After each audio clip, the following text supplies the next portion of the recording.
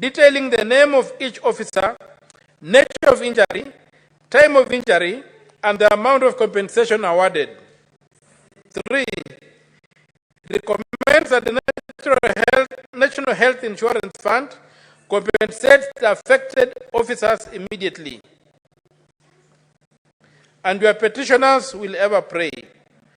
Presented to the Senate by Andrew Omtato Koiti, MP, Senator from Busia County.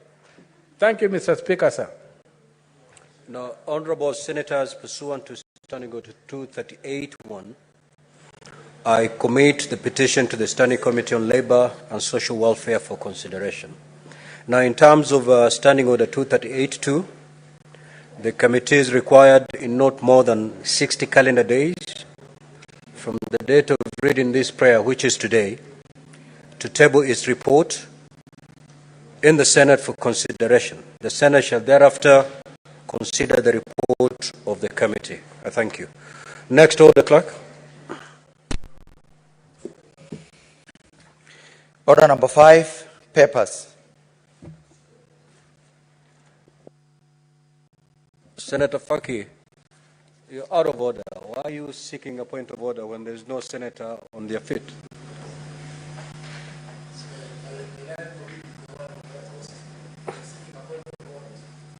I don't think he's... Proceed by calling the next order, Clerk.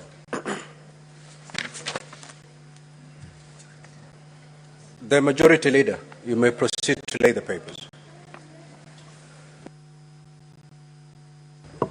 Mr. Speaker, sir, I beg to lay the following paper on the table of the Senate today, Wednesday, the 24th of July, 2024. This is the Office of the Controller of Budget, Annual Report and Financial Statements for the financial year 2022-2023. Mr. Speaker, I beg to lay. Next order.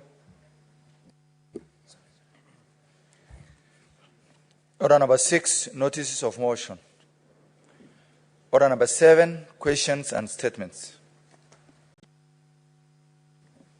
Statement pursuant to Standing Order 53(1). Senator Kavindu. That statement is dropped.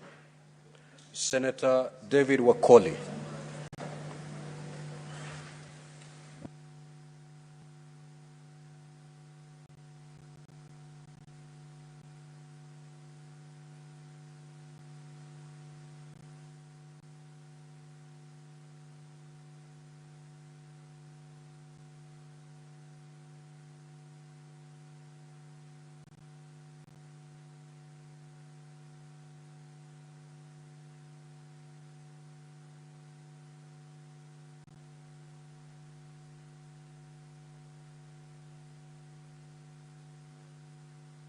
Senator Professor Tom Ojanda, you have 4 statements.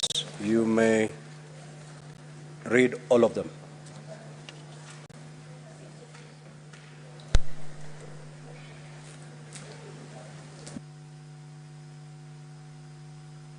Thank you, Mr. Speaker. I have 4 statements this afternoon.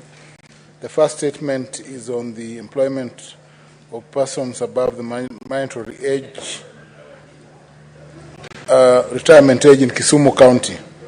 Mr. Speaker, sir, I rise pursuant to Standing Order 53(1) to seek a statement from the Standing Committee on Labour and Social Welfare regarding the employment of persons above the mandatory retirement age in Kisumu County.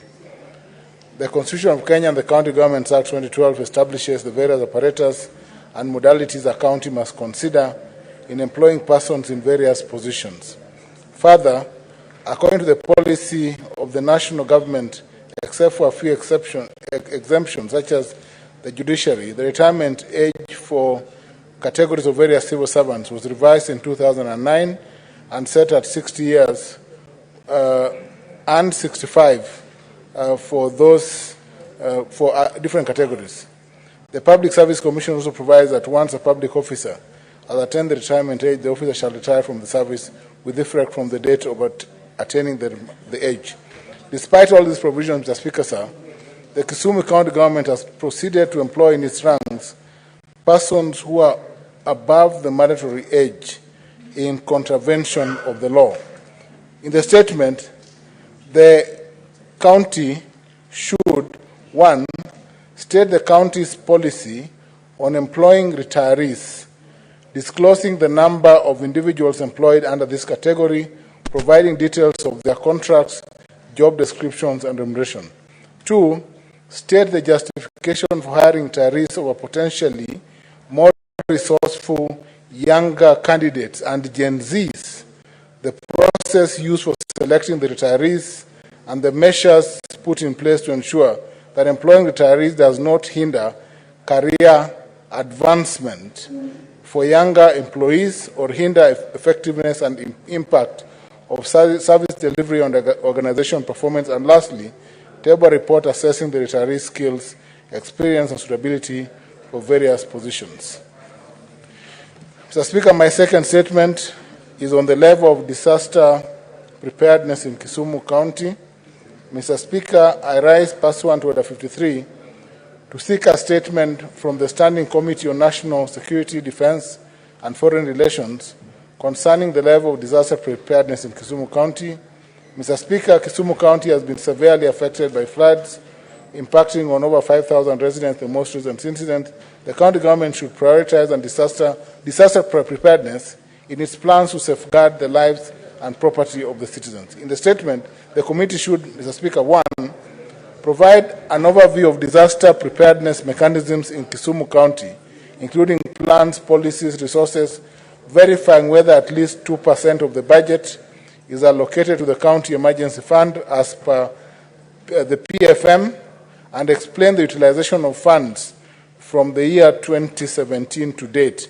2, assess the existence and effectiveness of an early warning system for floods and landslides in Kisumu, stating whether flood mitigation measures such as drainage systems, flood barriers, and dike construction have been implemented in flood-prone areas, and providing a breakdown of the costs incurred. 3, describe how the county government coordinates with the national government, NGOs, and CBOs to enhance disaster preparedness and response efforts.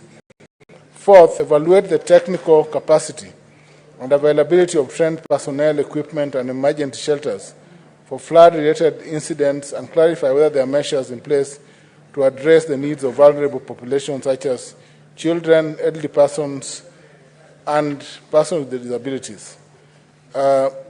Explain how the county government coordinates with the national government and other stakeholders to enhance preparedness. State the capacity of the county emergency response, including the availability of trained personnel and rescue teams and emergency shelters, if any, to respond to flood-related incidents. 7, state whether there are deliberate measures in place to address the needs of vulnerable populations, and how the county intends to integrate risk reduction and resilience building measures into CIDP processes, particularly in areas prone to floods. And lastly, state how often the disaster preparedness are reviewed and updated to reflect the changing environmental regime caused by climate change. Mr. Speaker, my third statement is on the state of stadia facilities in Kisumu County. Mr. Speaker, I rise pursuant to Order 53.1 to seek a statement from the Standing Committee on Devolution and Intergovernmental Relations regarding the state of stadia facilities in Kisumu County. Article 186(1) of the Constitution of Kenya, read together with Article 4H of the Part 2 of the 4th Schedule of the Constitution, devolves sport activities and construction and maintenance of facilities, including stadia, to the county governments. Mr. Speaker, the Sports Act 2013 further provides that county government shall establish, manage, and develop sports facilities within the county. In the statement, the committee should report the current state of stadia and sports facilities in Kisumu County, and state whether there are plans to upgrade the existing stadia facilities to meet national and international standards, and if any, state the specific steps taken. 2, state whether there are ongoing maintenance and rehabilitation projects aimed at improving infrastructure of existing stadia, and provide details of the scope and progress of these projects and any budgetary allocations projected timelines, completion, and tenders. State the funds allocated to the county budget for maintenance and improvement of stadia in Kisumu County for the financial years 2013 to date. Provide details of any plans underway to construct new stadia. And lastly, outline the measures in place to ensure transparency and accountability in the utilization of resources. Mr. Speaker, lastly, my last statement, and Mr. Speaker, this comes against the background that on the health facilities, this is on the upgrade of Jaramogi Oginga Odinga Teaching and Referral Hospital to a level 6 facility. And this is important, Mr. Speaker, sir, given that now we are in government. Mr. Speaker, I rise pursuant to Standing Order 53-1 to seek a statement from the Standing Committee on Health on the need to upgrade Jaramogi Oginga Odinga Teaching and Referral Hospital in Kisumu County to a level 6 teaching and referral hospital. Mr. Speaker, Jaramogi Oginga Odinga is currently classified as a level 5 hospital and is under the stewardship of the county government of Kisumu, providing vital medical and health services to residents across more than 10 counties. It is therefore time, Mr. Speaker, that this facility be upgraded. The facility serves a combined population exceeding 10 million people. In the statement, the committee should, Mr. Speaker, initiate the necessary measures and steps needed to upgrade JORTH from a level 5 to a level 6 teaching and referral hospital, and further, the hospital be accorded access to budgetary resources and medical equipment and human resources attached to that status. And lastly, Mr. Speaker, recommend policy and legal framework needed to facilitate and realize the upgrade of JORT to a level 6 facility. Mr. Speaker, thank you, Mr. Speaker. As I note, now ODM is in government. And thank you, Mr. Speaker. Senator Hamida.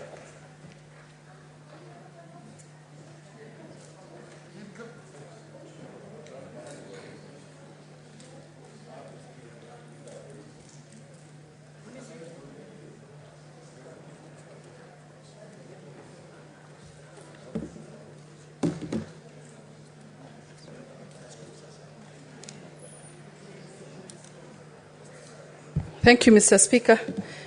My statement is on recent attacks on journalists covering the Occupy protests by Gen Z in Kenya by police officers. Mr. Speaker, sir, I rise pursuant to Standing Order 53-1 to seek a statement from the Standing Committee of National Security, Defense and Foreign Relations on the recent attacks on journalists covering the Occupy protests organized by Gen Z in Kenya.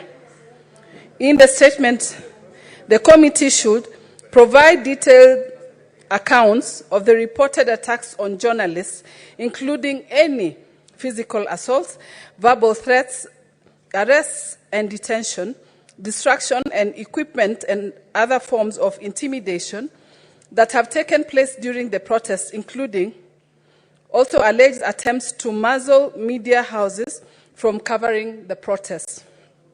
Number 2, conduct an investigation into the role of police service in these attacks, including any evidence of excessive use of force or failure to protect journalists in the line of duty. Number 3, highlight steps that the National Police Service has taken to ensure the safety and protection of journalists covering protests and other public events in the future. And number 4, state the actions being taken to hold the perpetrators accountable for their actions against journalists, including the legal proceedings or disciplinary measures. I thank you, Mr. Speaker. Senator Wakoli.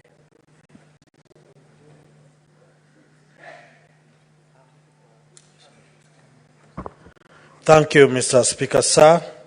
A request for statement on the state of Chwele Chicken Slaughterhouse in Bungoma County. Mr. Speaker, sir, I rise pursuant to Standing Order 53-1 to seek a statement from the Standing Committee on Agriculture, Livestock and Fisheries regarding the state of Chwele Chicken Slaughterhouse in Bungoma County.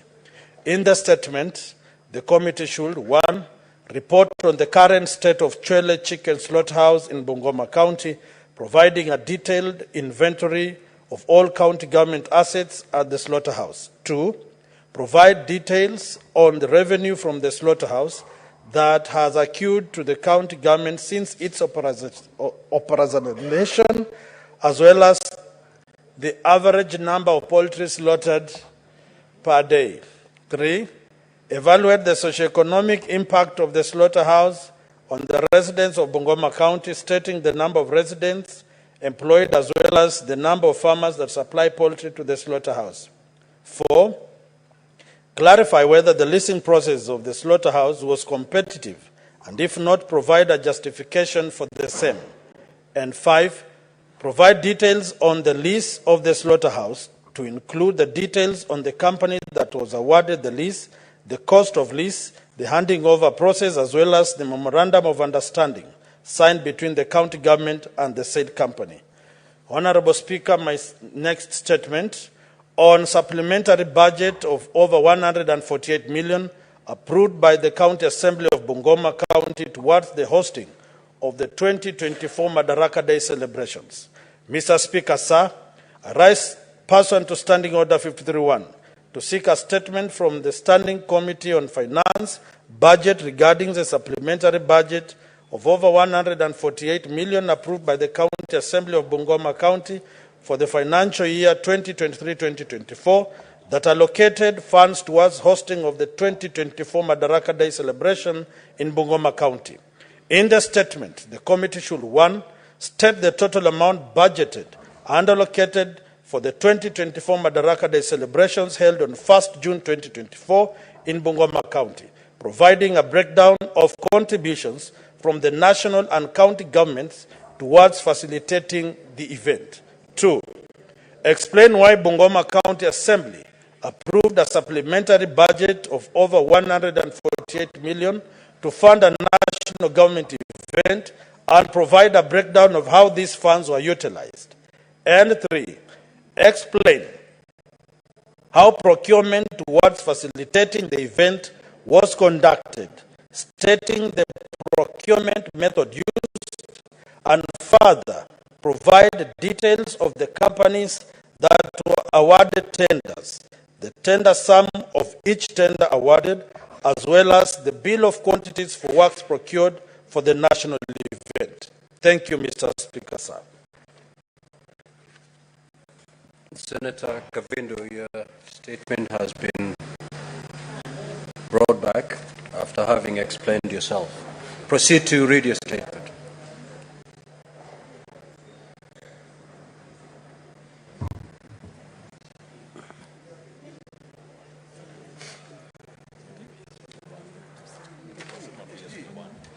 Thank you, Mr. Speaker. My statement is on cases of reported bodies dumped and retrieved from Kware area, Embakasi South constituency of Nairobi County.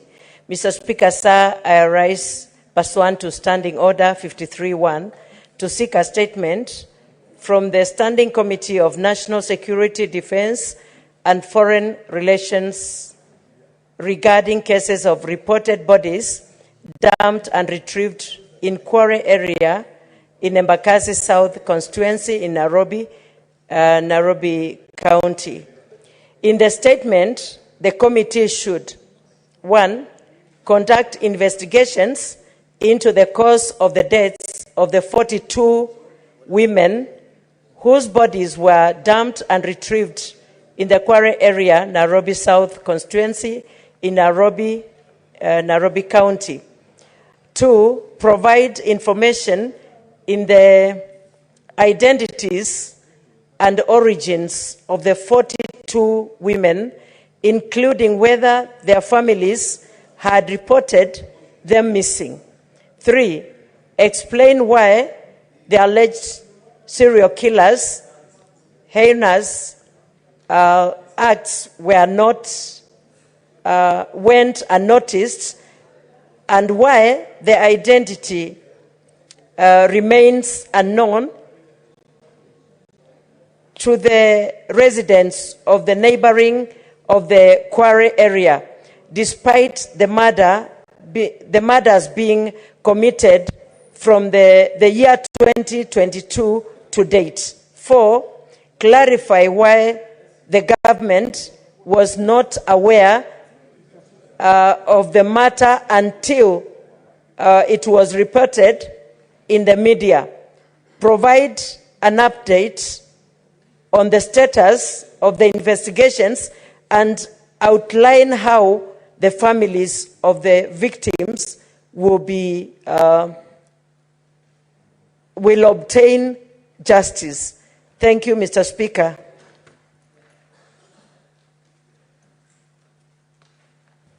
Next order.